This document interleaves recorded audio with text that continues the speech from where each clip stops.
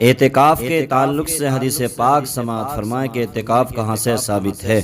مسلم شریف کی حدیث پاک ہے، انا عائشہ ان النبی صلی اللہ تعالی علیہ وسلم کان یعتکف الاشر الاواخر من رمضان حتی توفاہ اللہ او کما قال صلی اللہ تعالی علیہ وسلم۔ ام المومنین حضرت عائشہ صدیقہ رضی اللہ تعالی عنہا سے روایت ہے، وہ فرماتی ہیں کہ نبی اکرم نور مجسم صلی اللہ تعالی علیہ وسلم رمضان کے آخری عشرے میں اعتکاف کیا کرتے تھے، یہاں تک کہ اسی طریقے پر آپ نے وصال فرمایا۔ تو یہ اعتکاف حدیث پاک سے ثابت ہے، اور یہ اعتکاف سنت مؤکدہ ہے۔ اس لیے لوگوں اگر پورے شہر کے اندر، پوری بستی کے اندر کوئی اعتکاف نہ کرے تو سب کے سب لوگ گناہگار ہوں گے، اور اگر ایک یا چند لوگ کر لیں تو سب بری ذمہ ہو جائیں گے۔ اس لیے اے لوگوں، اس اعتکاف کے لیے روزے کا ہونا ضروری ہے، اعتکاف سنت کے لیے روزے کا ہونا ضروری، اور اعتکاف واجب میں بھی روزے کا ہونا ضروری۔ کیوں سنت مؤکدہ ہے؟ آپ کہیں گے سنت ہی تو ہے، سنت مؤکدہ کیسے؟ تو ہم بتاتے ہیں کہ سنت مؤکدہ کس طرح سے ہے۔ ایک حدیث پاک اور سماعت کریں، ان انس قال کان النبی صلی اللہ تبارک و تعالی علیہ وسلم یعتکف فی الاشر الاواخر من رمضان ولم یعتکف عاما فلما کان العام المقبل اعتکف 20 او کما قال صلی اللہ تعالی علیہ وسلم۔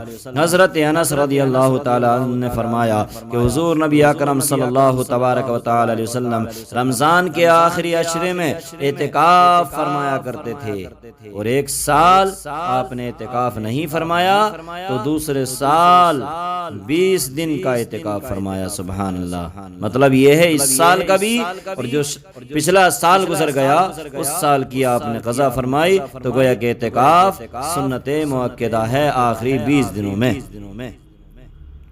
رمضان کے آخری عشرے میں اعتکاف کرنا سنت مؤکدہ ہے، جیسے کہ آپ نے حدیث پاک سے سماعت کر لیا۔ حضرات، اعتکاف کی کتنی قسمیں ہیں؟ ہم بتا چکے ہیں پہلے بھی کہ اعتکاف کی 3 قسمیں ہیں۔ سماعت کیجئے، اعتکاف کی پہلی قسم ہے اعتکاف واجب، کہ اعتکاف کی انسان نے منت مانی۔ واجب کب ہوتا ہے؟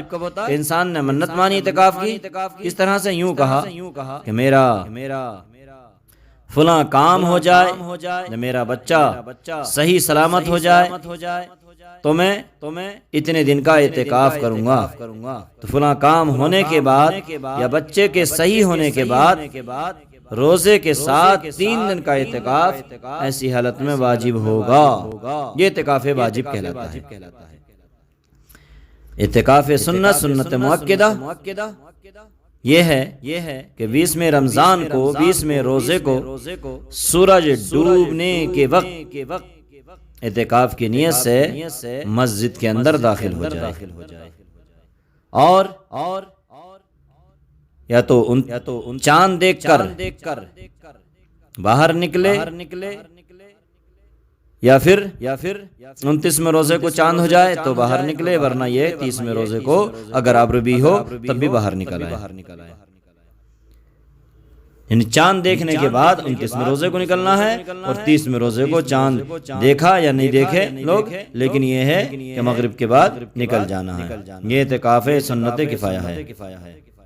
اس کا مطلب یہ ہوتا ہے کہ اگر کوئی بھی نہ کرے بستی کے اندر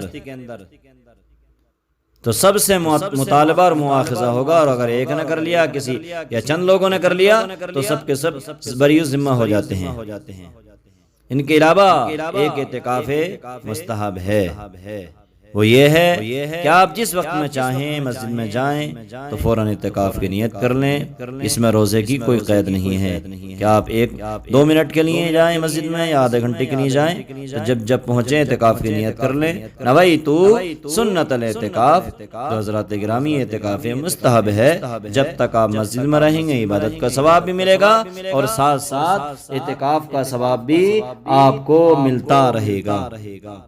لہذا اعتکاف کرنے والے کے لیے چند مسائل بیان کر دیتے ہیں۔ اعتکاف کرنے والا دنیاوی بات نہ کرے، قرآن مجید کی زیادہ تر تلاوت کرے، جو کچھ آتا ہے وہ پڑھے، اگر نہیں آتا تو کسی سے سیکھے۔